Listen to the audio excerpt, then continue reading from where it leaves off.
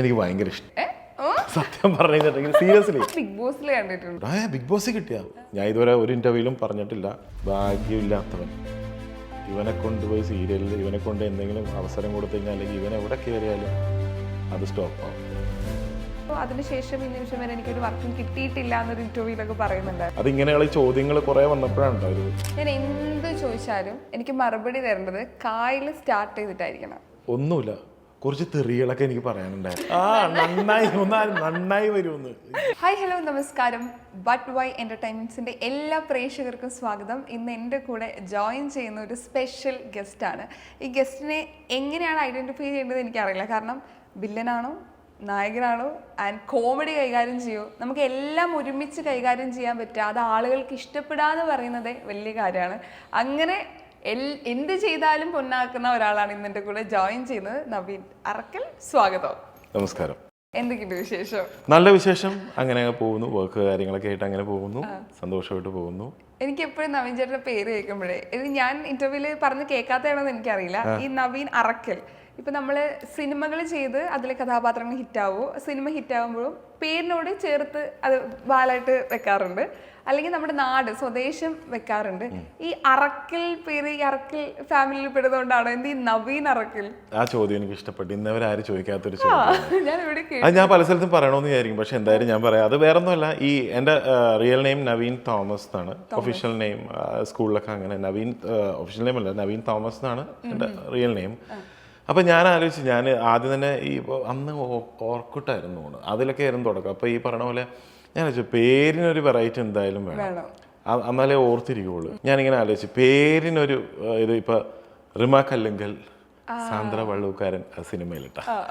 അപ്പം അങ്ങനെ എന്താ പറയുന്ന ഒരു ഫാമിലി നെയിമും കൂടി സെറ്റ് ചെയ്ത് കഴിഞ്ഞാൽ ഒരു ഭംഗിയായിരിക്കും. പിന്നെ അതുപോലെ തന്നെ വേറെ ആർക്കും ഉണ്ടാവാൻ ചാൻസ് ഇല്ല എന്നുള്ള വിശ്വാസത്തിലാണ് ഞാൻ നവീൻ അറക്കൽ എന്നുള്ളത്. എൻ്റെ ഫാമിലി നെയിമാണ് അറക്കൽ എന്നുള്ളത്. അപ്പം അങ്ങനെ നവീൻ അറക്കൽ എന്ന് ഞാൻ കൂട്ടിച്ചേർത്തു. പേര് മാറ്റുമ്പോൾ ആളുകൾ കൂടുതലായിട്ട് ഐഡന്റിഫൈ ചെയ്യും, അല്ലെങ്കിൽ നമുക്കൊരു ഉയർച്ച വരുന്നൊക്കെ പറയാറുണ്ട്, പ്രത്യേകിച്ച് സിനിമാ മേഖലയിൽ. തീർച്ചയായിട്ടും. അതെന്താ ചിലർ ഞാൻ ശ്രദ്ധിച്ചിട്ടുണ്ട്, ചിലർ ഇതുപോലെ തന്നെ പേര് മാറ്റും. പിന്നെ അതുപോലെ തന്നെ NAVEEN ആണ് എൻ്റെ. ചിലവർ NAVIN ഇടും, സ്പെല്ലിങ്ങിൽ തന്നെ ചേഞ്ചസ് വരുത്തും. പക്ഷേ എന്താ പറയണ, അങ്ങനത്തെ വിശ്വാസമൊന്നുമില്ല.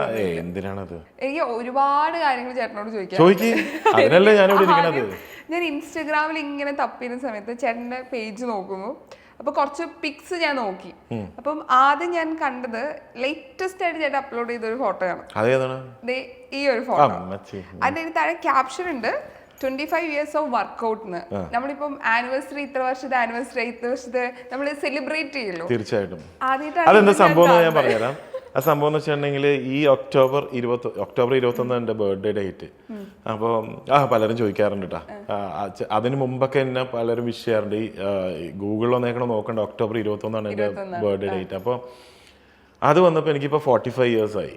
അപ്പം ഞാൻ 20ാമത്തെ വയസ്സിലാണ് ഞാൻ വർക്കൗട്ട് തുടങ്ങിയത്, വർക്കൗട്ട് സ്റ്റാർട്ട് ചെയ്തത്. അപ്പോൾ 45 വയസ്സായി കഴിഞ്ഞപ്പോൾ ഞാനിങ്ങനെ ആലോചിച്ചു, എന്തായാലും ഇത്ര 25 years ആയി, അതൊന്ന് എനിക്ക് തന്നെ ഒന്ന് സെലിബ്രേറ്റ് ചെയ്യാമല്ലോ എന്ന് വിചാരിച്ചാണ് ഞാൻ അതെടുത്തിട്ടത്. ഞാൻ റിയാസ് ഖാനെ ഇന്റർവ്യൂ ചെയ്തപ്പോൾ അദ്ദേഹം ഈ പറഞ്ഞ ബോഡി ഭയങ്കരമായിട്ട്, പിന്നെ ഉറപ്പായിട്ടും റിയാസൊക്കെ ഭയങ്കര ഇതാ. എനിക്ക് സെയിം അതാ പറഞ്ഞത്. അദ്ദേഹത്തിന്റെ ഫോട്ടോ ഇൻസ്റ്റാഗ്രാമിൽ കാണുമ്പോൾ നമുക്ക് ജിമ്മിൽ പോവാൻ, നാളെ ജിമ്മിൽ പോവാൻ മോട്ടിവേറ്റഡ് ആവും നമ്മൾ.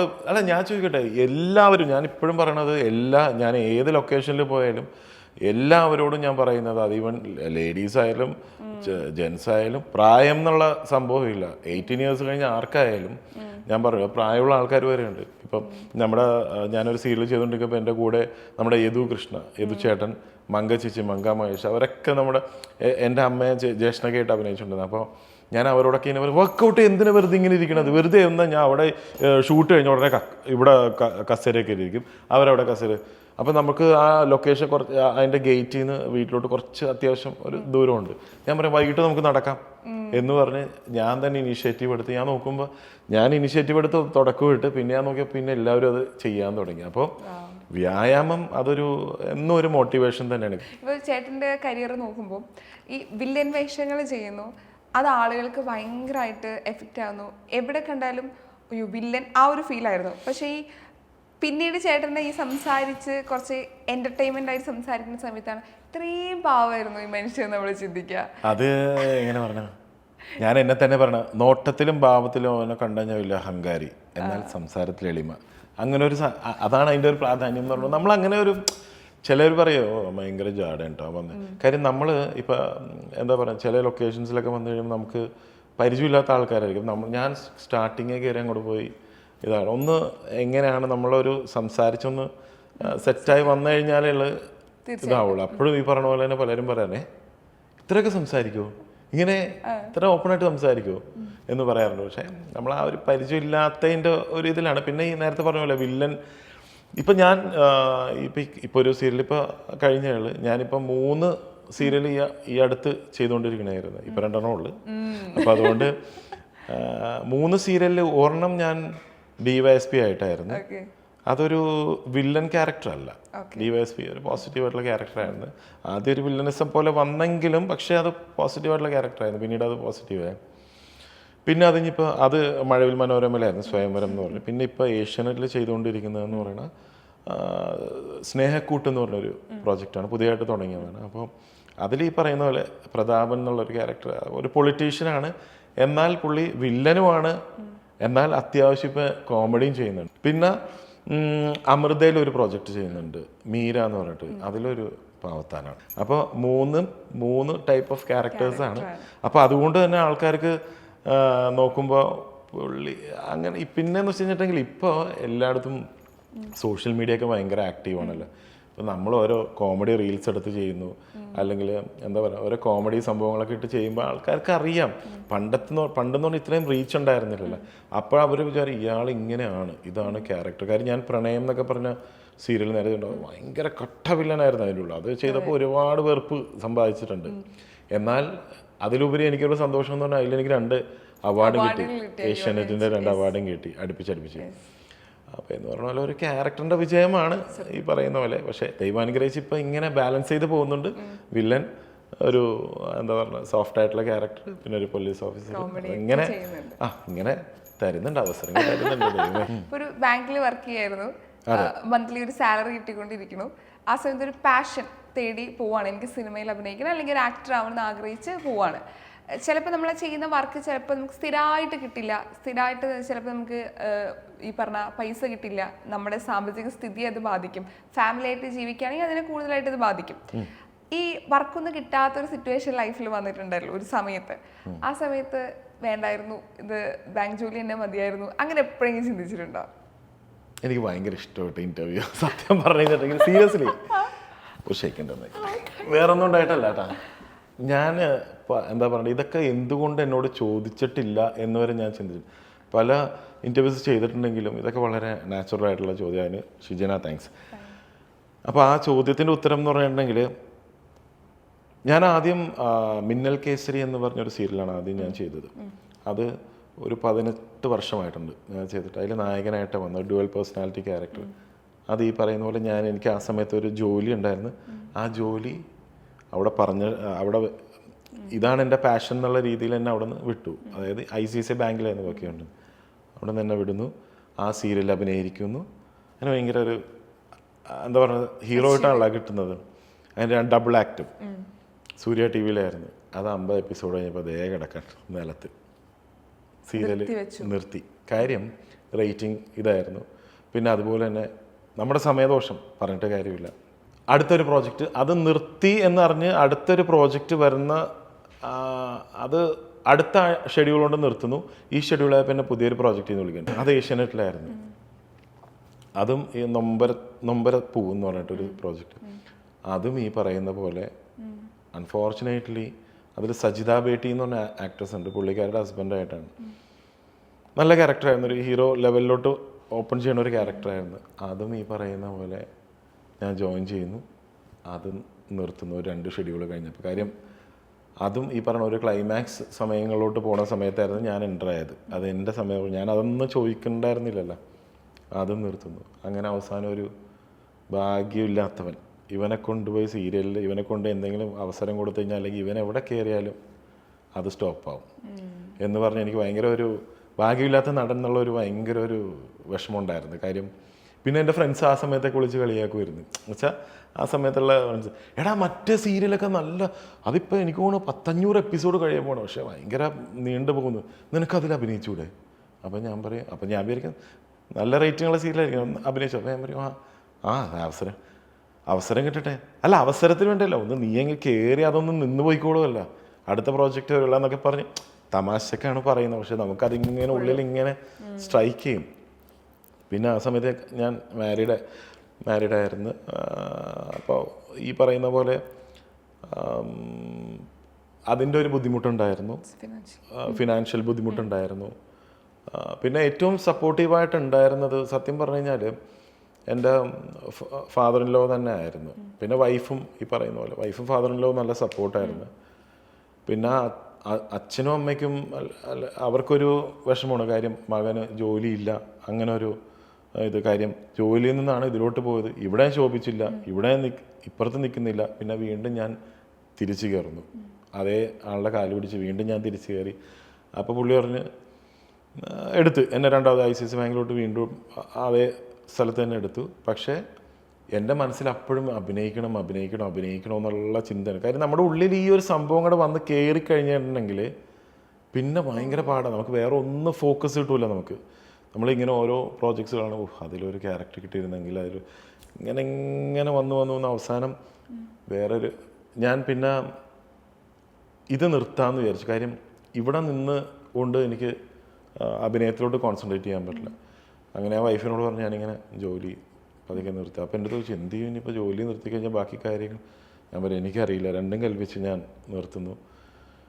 ആ സമയത്തും ഇതുപോലെ തന്നെ ആരും അടുപ്പിക്കാത്തൊരവസ്ഥയായിരുന്നു.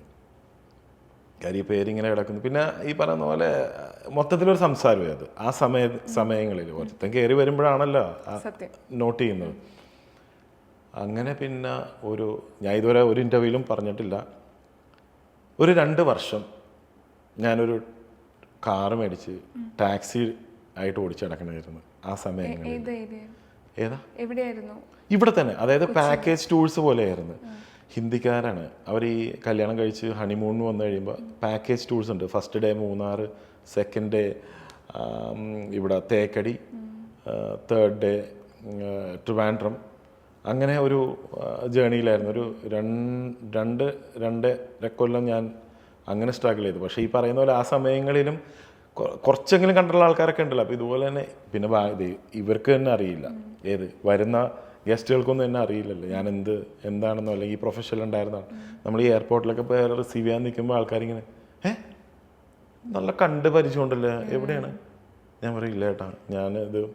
പിന്നെ ചിലരോടൊക്കെ പറയേണ്ടി വന്നു, അവർ പറഞ്ഞു ഇല്ല അത് നിങ്ങൾ തന്നെ, അതിൽ നിങ്ങളായിരുന്നില്ലെന്ന്.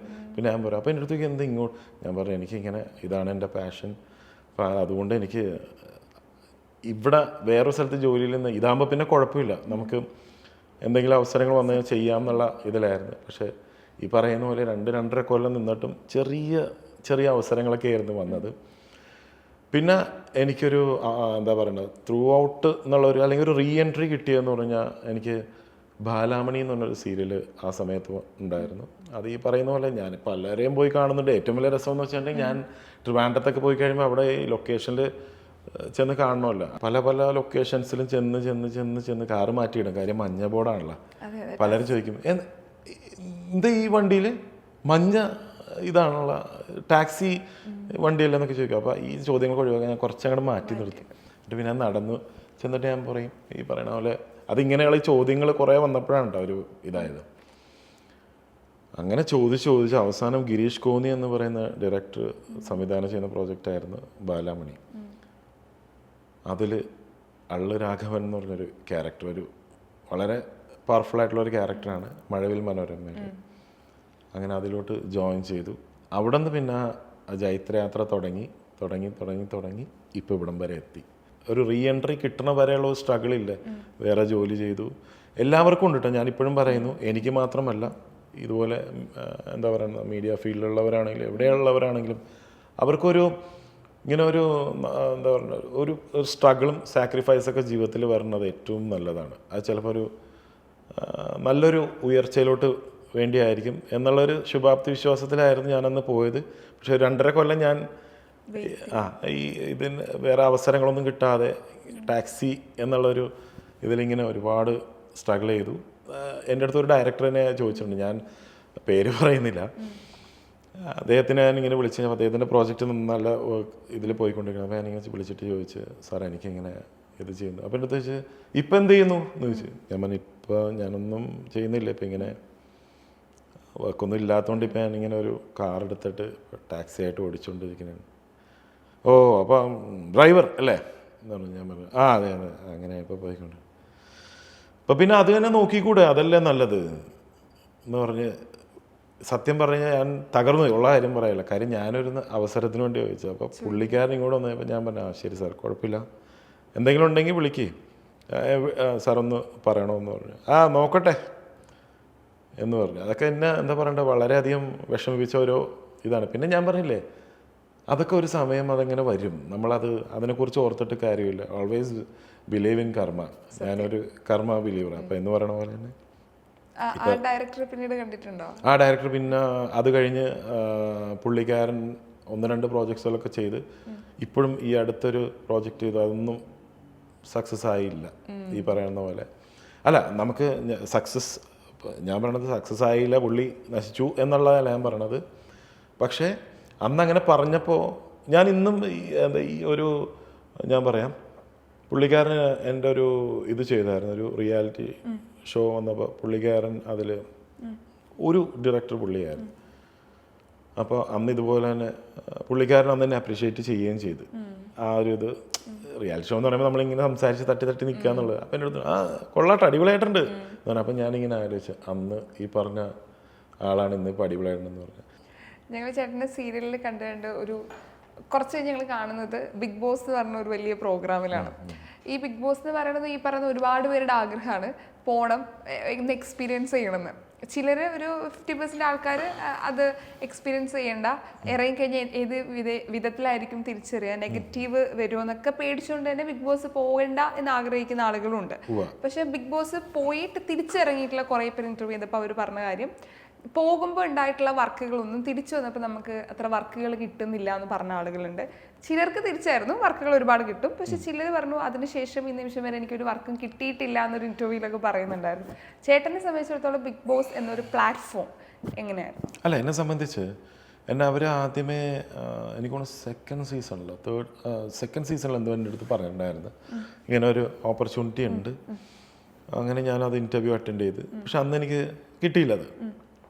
അത് കഴിഞ്ഞ് പിന്നെ സീസൺ 4 ആയപ്പോൾ വീണ്ടും എനിക്കൊരു ഓപ്പർച്യൂണിറ്റി വന്ന് അങ്ങനെ അതിലോട്ട് എൻ്റർ ആകാൻ പറ്റി.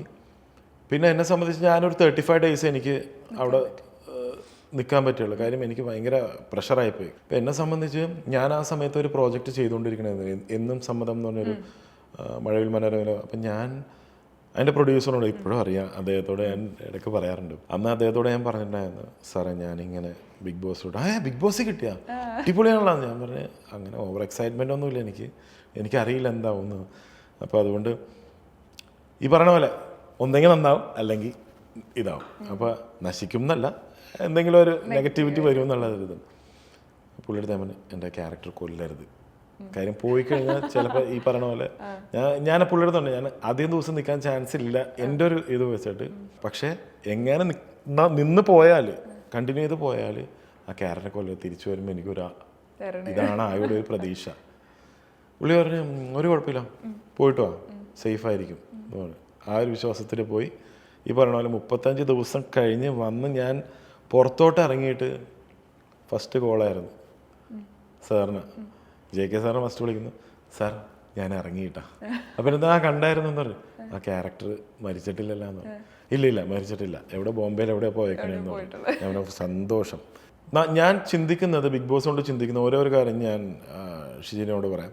ബിഗ് ബോസിൽ പോയിട്ട് 100 ദിവസമോ 50 ദിവസമോ വേണ്ട, ഒരു 15 ദിവസവും നിന്ന ആൾക്കാർ അത് കഴിഞ്ഞ് ഇതിപ്പോൾ 4ാം സീസൺ കഴിഞ്ഞ് 5, 6ആയി.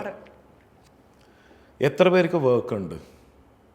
പലരും അതിൻ്റെ ഉള്ളിൽ നിന്ന് ഇറങ്ങുമ്പോൾ പലരുടെ ചിന്ത എന്ന് പറയുന്നുണ്ടെങ്കിൽ ഞാൻ വലിയ ആളായി, കുറേ ആൾക്കാർ കൂടുന്നു, ഫാൻസ് കൂടുന്നു, ഭയങ്കര ബഹളം. ഞാൻ എല്ലാവർക്കും പറഞ്ഞു കൊടുക്കുന്നത്, ഞാനിപ്പോഴും ആ സീസൺ 4 ആ ഒരു കുറച്ച് ആൾക്കാരില്ല, അത് അവരായിട്ട് ഇല്ലാത്തതാണ്, നമുക്കൊന്നും പറയാൻ പറ്റില്ല. ബാക്കിയുള്ള ആൾക്കാരായിട്ട് ഇപ്പോഴും ഞാൻ എല്ലാവരുമായിട്ട് ആ സൗഹൃദം മെയിൻറ്റെയിൻ ചെയ്തുകൊണ്ട് ഞാൻ എല്ലാവർക്കും പറഞ്ഞു കൊടുക്കുന്ന ഒരു കാര്യമാണ്, ബിഗ് ബോസ് എന്ന് പറയുന്നത് മാർച്ചിൽ തുടങ്ങുന്നു. മാർച്ച്, ഏപ്രിൽ, മെയ്, ജൂണിലാണ് ഈ സാധനം തീരുന്നത്. സംഭവം തീർന്നു കഴിഞ്ഞാൽ ആദ്യത്തെ ഒരു 2-3 മാസം ഭയങ്കര ബഹളവും, ഫാൻസ് വരുന്നു, പടക്കം പൊട്ടിക്കുന്നു, എയർപോർട്ടിൽ ഭയങ്കര ബഹളവും, ഒച്ചപ്പാടും. ഞാൻ ചോദിക്കണത്, ഇത് കഴിഞ്ഞ് ഇപ്പോൾ എത്ര പേര് സ്റ്റിൽ അവർക്ക് വർക്ക് ഉണ്ട്, അവർ അതിലോട്ട് കോൺസെൻട്രേറ്റ് ചെയ്യുന്നുണ്ട്. പലരും ചെയ്തുകൊണ്ടിരുന്ന ജോലി വരെ കളഞ്ഞിട്ട് ഞാൻ ബിഗ് ബോസിൻ്റെ സംഭവമാണ്. ബിഗ് ബോസ് എന്ന് പറയുന്നത് എപ്പോഴും ശ്രദ്ധിക്കേണ്ട ഒരു കാര്യം, അതൊരു സീസണാണ്. ആ സീസൺ കഴിയുമ്പോൾ അടുത്തൊരു സീസൺ വരും, അവിടെയും ഇതുപോലെ ഒരുപാട് ആൾക്കാർ വരും, കഴിയുമ്പോൾ അടുത്ത സീസൺ വരും. പക്ഷേ നമുക്ക് വേണ്ടതെന്ന് പറഞ്ഞാൽ നമുക്ക് സർവൈവ് ചെയ്ത് പോകണം, ജോലിയാണ് നമുക്ക് വലുത്. അപ്പോൾ എന്ന് പറയുന്ന പോലെ തന്നെ ബിഗ് ബോസിൽ കയറാൻ ആഗ്രഹിക്കുന്ന ആരായാലും ഒരിക്കലും ചിന്തിക്കരുത് ബിഗ് ബോസിൽ കയറി അങ്ങോട്ട് ഭയങ്കര സംഭവം. അത് ഞാനിപ്പോഴും ചിന്തിക്കുന്ന ഒരു കാര്യം, പേളി ശ്രീനീഷ് അവരിപ്പോഴും എനിക്ക് ഏറ്റവും വലിയൊരു എൻ്റെ പ്രിയ സുഹൃത്താണ് ശ്രീനീഷ്.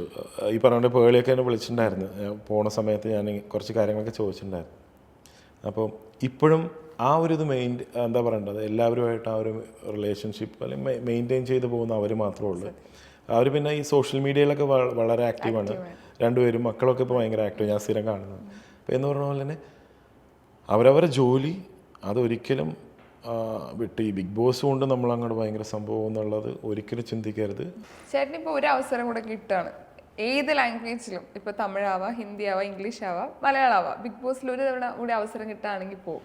അവസരം കിട്ടിയാൽ തീർച്ചയായിട്ടും പോകില്ല, പിന്നെ അല്ലാതെ കാശ് കിട്ടണല്ലേ. ശരി, അങ്ങനെ ഒരു പിന്നെ എനിക്ക് അത്യാവശ്യം നല്ലൊരു എമൗണ്ട് കിട്ടിയായിരുന്നു. കാര്യം ഞാനിപ്പോൾ സീരിയൽ മേഖലയിലും സിനിമാ മേഖലയിലും ഒക്കെ ഉണ്ടെങ്കിൽ, സിനിമ മേഖല സീരിയലിലെ കൂടുതൽ ആക്റ്റീവ്, പക്ഷെ എന്നാലും എനിക്ക് ആ ഒരു സമയം കൊണ്ട് ഞാൻ 35 ഡേയ്സല്ലേ നിന്നുള്ളൂ, അത്യാവശ്യം നല്ലൊരു എമൗണ്ട് കിട്ടി. ഇപ്പോഴും ചേട്ടൻ പറഞ്ഞ തഗ് ഡയലോഗ്, ബിഗ് ബോസിൽ പറഞ്ഞ തഗ് ഡയലോഗ്, കോമഡി വീഡിയോസ് ഇപ്പോഴും റൗണ്ട്. അയ്യോ ഇപ്പോഴും മറ്റേ എന്താണ് ലാലേട്ട വന്നിട്ട് എക്സ്പ്രഷൻ ഞാൻ എനിക്കറിയില്ല. ഞാനിത് പോയി കഴിഞ്ഞ് പുറത്തിറങ്ങിയപ്പോൾ ഒന്നാമത് തന്നെ നമ്മളിങ്ങനെ ഫ്രസ്ട്രേറ്റഡ് ആയിട്ട് ഇങ്ങനെ നിൽക്കണല്ലോ. ഞാൻ പുറത്തിറങ്ങിയപ്പോൾ ഇപ്പോഴും ഓർമ്മ വേണ്ട, എൻ്റെ കോർഡിനേറ്റർ അടുത്ത് ഞാൻ പറഞ്ഞെന്താണെന്നറിയോ, ഞാനിങ്ങനെ പുറത്തോട്ട് ഇറങ്ങുന്നു, സന്തോഷിച്ചാണ് ഇറങ്ങണത്. കാര്യം ഇത് അപ്പോൾ ഇങ്ങനെ പ്രഷർ കയറി ഇങ്ങനെ നിൽക്കണം അവിടെ നിന്ന് ലാലേട്ടന്. അപ്പോൾ ഇങ്ങനെ എവിക്റ്റ് എന്താ പറയുക, അപ്പോൾ ഞാൻ പറഞ്ഞു ലാലേട്ടൻ എനിക്കൊരുപാട് സന്തോഷമുണ്ട്, ഇങ്ങനെ ഇറങ്ങിയാൽ മതി. ഇറങ്ങിയിട്ട് ഞാൻ ഈ കോർഡിനേറ്റർ, അപ്പോൾ ക്യാരവനാണ്, ക്യാരവനിൽ ഞാൻ ഈ പുള്ളിക്കാരും കൂടി ലക്ഷ്മി എന്ന് വരും, പുള്ളിക്കാരും കൂടി വന്നപ്പോൾ ഞാൻ പറഞ്ഞു ഒന്ന് പുറത്ത് നിൽക്കാമോ.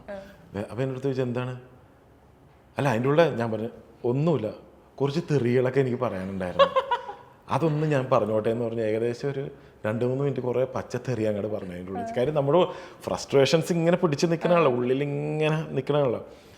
ഇതൊക്കെയാണ് പറഞ്ഞങ്ങോട്ട് കഴിഞ്ഞപ്പോഴാണ് ഓക്കെ.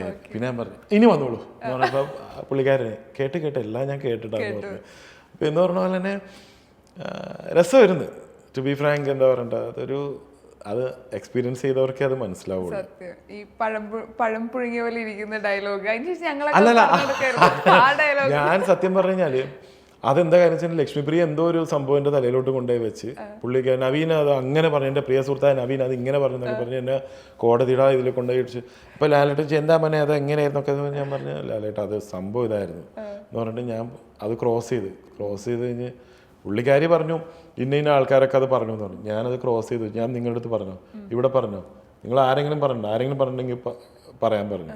ഒരാളും പറയാനുള്ള ലക്ഷ്യപ്രിയ ആകെ അന്ന് എൻ്റെ എവിക്ഷനായിരുന്നു ഏറ്റവും വലിയ രസം. ഞാനത് അറിഞ്ഞൂല, നമുക്കറിയാൻ പറ്റില്ലല്ലോ എവിക്ഷൻ ആരുടെയാണ് എന്താണെന്നൊന്നും അറിയാൻ പറ്റില്ലല്ലോ. അപ്പം എന്ന് പറഞ്ഞ പോലെ ഞാൻ സത്യം പറഞ്ഞു കഴിഞ്ഞാൽ യൂട്യൂബ് അതിൽ നിന്ന് പുറത്തിറങ്ങിയപ്പോൾ ചോദിച്ചു എന്നെ കുറിച്ച് വല്ല നെഗറ്റീവ് ഉണ്ടാ പുറത്ത് വെച്ച്. അപ്പോൾ ആദ്യം പുള്ളിക്കാരി ഒന്നും പറഞ്ഞില്ല, എന്നിട്ട് തന്നെ ഫോൺ കിട്ടുമല്ലോ നോക്കിക്കോ എന്ന് പറഞ്ഞ്. പറയാൻ പാടില്ലത്, അങ്ങനെ ഒരു റൂളുണ്ട്. ഞാൻ നോക്കിയപ്പോൾ എക്സ്പ്രഷൻ കിങ്ങാ, പിന്നെ ഞാൻ നോക്കിയപ്പോൾ ഫുള്ള് ട്രോള്. ഞാൻ തന്നെ ഞെട്ടിപ്പോയി. എനിക്ക് ആദ്യമായിട്ടാണ് എക്സ്പ്രഷൻ കിങ് എന്ന് പറഞ്ഞൊരു പേര് എനിക്ക് കിട്ടിയത്. ഫുള്ളൊക്കെ ട്രോൾഡ് അങ്ങനെ ഞാൻ ചിരിച്ചിരിച്ചിരിച്ച് ഞാൻ ചത്ത്. ഞാൻ ഇങ്ങനെയൊക്കെ ആയിരുന്നു ചെയ്തിട്ടുള്ളൂ. കാര്യം നമ്മൾ അറിയുന്നില്ലേ ഇത്ര അധികം 100-150 ക്യാമറ എന്തുകൊണ്ട് ഫുൾ ക്യാമറയിൽ നമ്മൾ അവിടെ കിടന്ന് ബഹളം ഉണ്ടാക്കി കഴിയുമ്പോഴാണ് ഈ സാധനം എല്ലാം കൂടി ഇങ്ങനെ തിരിയണം. പറഞ്ഞ മനസ്സിലായി. നമ്മൾ ഈ ചില കാര്യങ്ങളൊക്കെ പറഞ്ഞ് നമുക്ക് ഇങ്ങനെ ചെയ്യട്ടെ, നമുക്ക് എന്ത് പ്ലാൻ ചെയ്തിട്ടും കാര്യം എല്ലാവരും ഇത് കേട്ടോണ്ടിരിക്കും. പറഞ്ഞ മനസ്സിലായി. അപ്പം എന്താ പറയാ, രസമായിരുന്നു. ഒരുപാട് പേര് കാണിച്ചിട്ടുണ്ടാവും. ഇത് സിമ്പിൾ ഗെയിമാണ്. ഞാനൊരു അക്ഷരം പറയും, ഒരു അക്ഷരം ഞാൻ പറയും, ആ കാ. ആ ഓക്കെ, ഞാൻ എന്ത് ചോദിച്ചാലും എനിക്ക് മറുപടി തരേണ്ടത് കായിൽ സ്റ്റാർട്ട് ചെയ്തിട്ടായിരിക്കണം. ഓക്കെ ഓക്കെ, റെഡിയാണോ? എല്ലാവരും റെഡിയാണോ? കേട്ടു. പേരെന്താ? കവീൻ. എവിടെ നിന്നായിരുന്നു? കുന്നുംകുളം. എന്തിനിങ്ങോട്ട് വന്നേ? കുന്തം കൊടുക്കണ്ടെന്ന് അറിഞ്ഞ് കുന്തം മേടിക്കാൻ വന്ന. ആരാ കൊടുക്കണേ? കവിത. കവിത. കവിത ആരാ? കുമാരനാശാന്റെ പെങ്ങളുടെ മോളാണോ? മോള. മോളാണല്ലേ. ഓക്കെ, മോളെ എവിടുന്ന് കണ്ടു? കലൂര്. കലൂര് വെച്ചിട്ടോ? ഓക്കെ, എപ്പോഴും കലൂര് വരുമോ? കല്ലപ്പോഴും എന്ന് പറയാൻ പറ്റില്ലല്ലോ. വല്ലപ്പോഴും എങ്ങനെ കല്ലപ്പോഴും എന്ന് പറയണ? കൂടെ കൂടെ കൂടെ കൂടെ. ഓ പൊളി. ഇന്നെന്താ ഫുഡ് കഴിച്ചേ? ഇന്ന് കഴിച്ചതെന്ന് വെച്ചിട്ടുണ്ടെങ്കിൽ ഇന്ന് പോയി ഇന്ന് കഴിച്ചത് പറഞ്ഞു ഇല്ലേ? പറഞ്ഞില്ലേ? പറഞ്ഞു. അത് ഞാനൊരു ആലോചിക്കാനുള്ള ഒരു സമയം എടുത്തതല്ലേ. കഴിച്ചത് ചിലപ്പോൾ അങ്ങനെ കുറെ തുടങ്ങണം. ഓ അങ്ങനെ പറയുന്നല്ലേ, സോറി, അത് എനിക്ക് അറിവില്ലായ്മ കൊണ്ടാണ്. പക്ഷെ രസമായിട്ട് പറഞ്ഞു. ഒരു ചാൻസ്, ഒരു വേറെ അക്ഷരം പിടിക്കാം. പിന്നെ ഉറപ്പായിട്ടും. ഏതാ കൊടുക്കണ്ട അക്ഷരം? നാ. ഞാൻ ക്യാമറ മണ്ണ നാന്ന് പറഞ്ഞുള്ള അക്ഷരം തുടങ്ങാനാ? ഓക്കെ, ട്രൈ ചെയ്ത് നോക്കാം. ഹായ്. നായി. എവിടുന്ന് വരുന്നു? നൽപ്രശ്ശേരി. ഓ, നല്ല പേരാണല്ലോ ആ സ്ഥലത്തിന്റെ. അത് എങ്ങോട്ടായിട്ടാ വരുന്നത്? ന്യൂ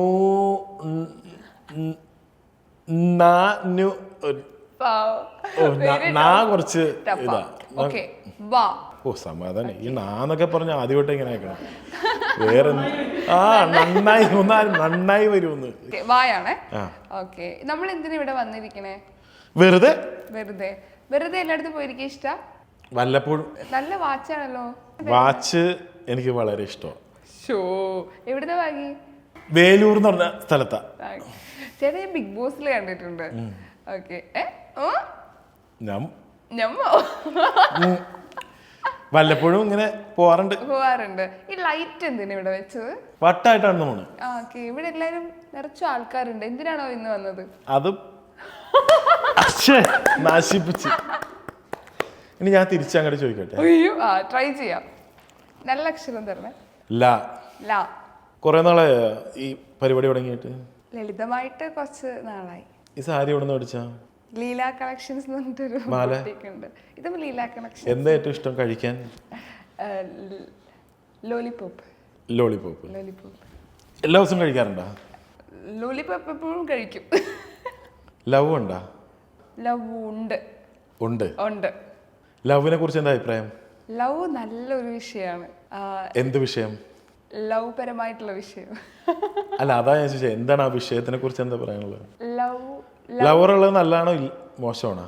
ലവർ ഉള്ളത് നല്ലതാണ്, ചിലർക്ക് ലവർ ഉള്ളത് മോശമാണ്. ഏറ്റവും ഇഷ്ടപ്പെട്ട ഭക്ഷണം? ലവ് ലോലിക്ക ഉപ്പിലിട്ടത്. ബിരിയാണി ഇഷ്ടമാണോ? ലേശം ഇഷ്ടമാണ്. ബിരിയാണിയിൽ എന്താ ഏറ്റവും ഇഷ്ടം? ലേശം ചിക്കൻ ഇഷ്ടമാണ്. ചിക്കൻ അല്ലാതെ? ലേശം. എപ്പോഴും അല്ല, ലേശം ലേശം എപ്പോഴും പറയാൻ പറ്റില്ല. ലേശം അത് ഞാൻ പറയൂ. ലേശം. ഓ, അത് ക്വസ്റ്റ്യൻ. Sorry sorry sorry. നമ്മൾ ചോദിക്കും കണ്ട. Sorry sorry. ട്രാക്കിലേക്ക് വന്നു. സൂപ്പർ. വിജയിച്ചിരിക്കുകയാണ്. സുധിച്ചേട്ടന്റെ മണം പെർഫ്യൂം ആക്കി എന്ന് പറയുന്നത് മീഡിയ ഫീൽഡിൽ നിന്ന് സഹായങ്ങൾ വളരെ കുറവാണ്. ഈ റീൽസ് വെച്ചോണ്ട് വെറുപ്പിക്കാതിരിക്കുക.